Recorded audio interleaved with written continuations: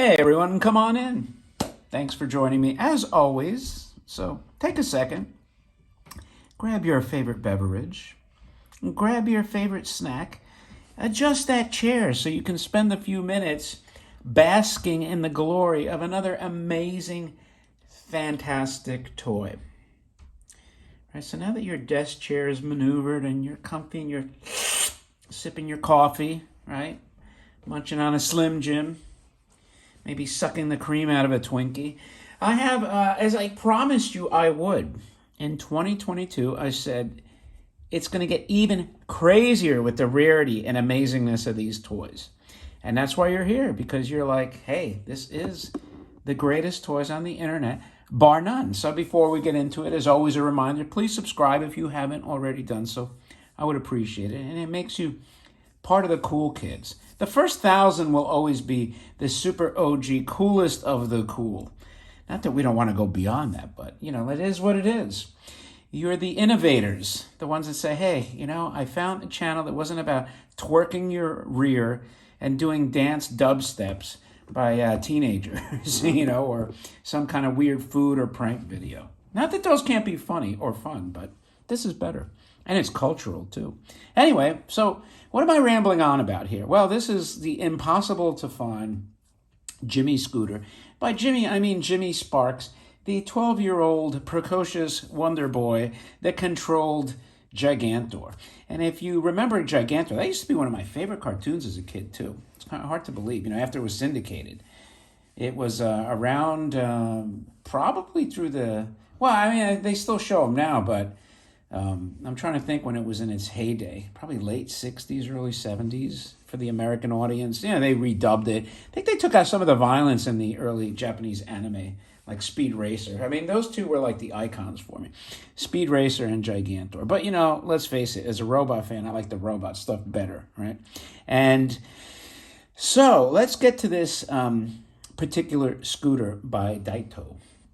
First of all, the box is so freaking hard to find that I don't think you're ever going to see this again. I honestly don't. I'm not being hyperbolic. I don't think you'll ever see anyone else show you this toy. This is one of the ones I said, do I really want to show everything? Do I want to show all my cards, or do I want to save something cool for the museum?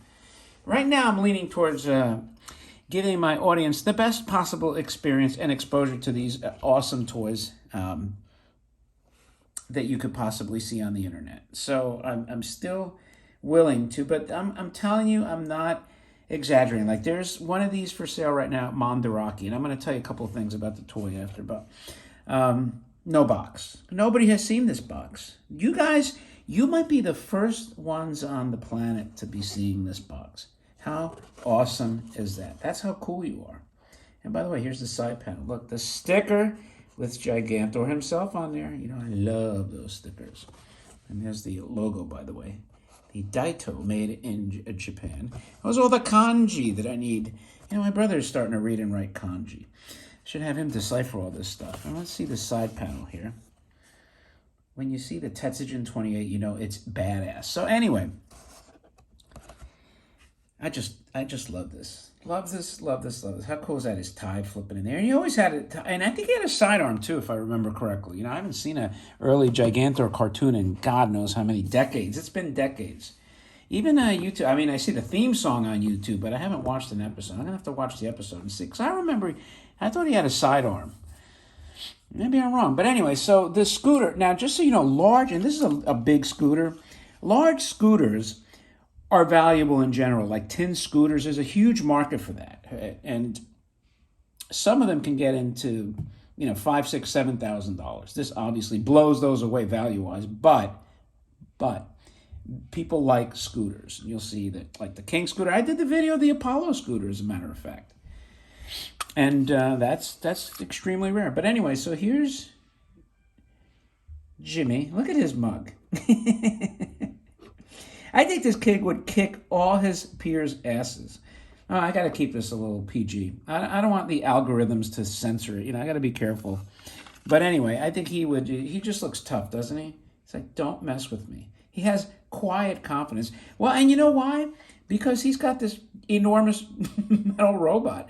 And Gigantor was like a non-thinking robot. I think there's only one episode where he scratched his head, which is a semblance of consciousness, right? But I don't think that he had consciousness, or it just wasn't intended to. By the way, you see that up there? Cleverly, it says made in Japan.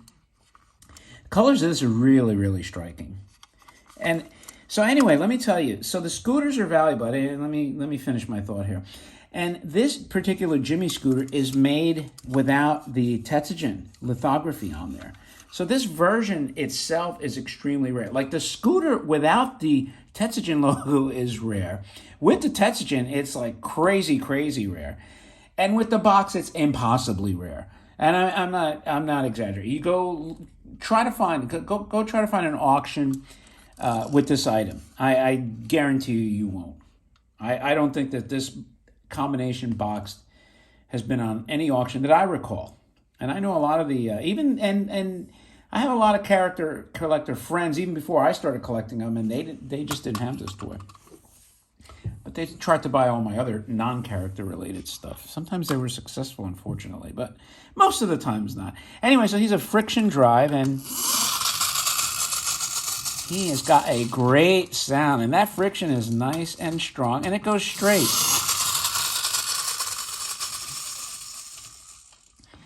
You got to be a total bad A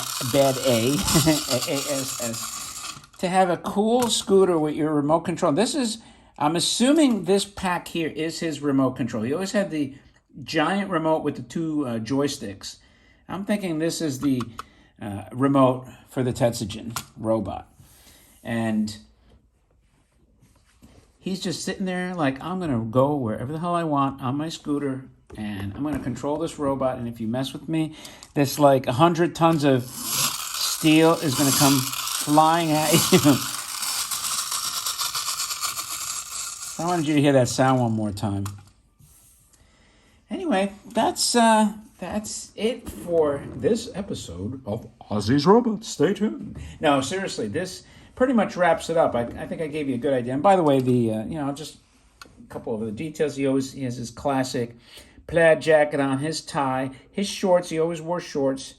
There's his tube socks and shoes, and he's got the vinyl head, which is cool. And it's kind of fixed. It doesn't rotate left to right. I'm not going to force it. And I don't know if there's any other details on this. Bottom. There's your friction drive wheels. It's just a really, really cool piece. And like I said, now that you've seen this, you know two valuable facts that will one day allow you to be a curator yourselves, maybe.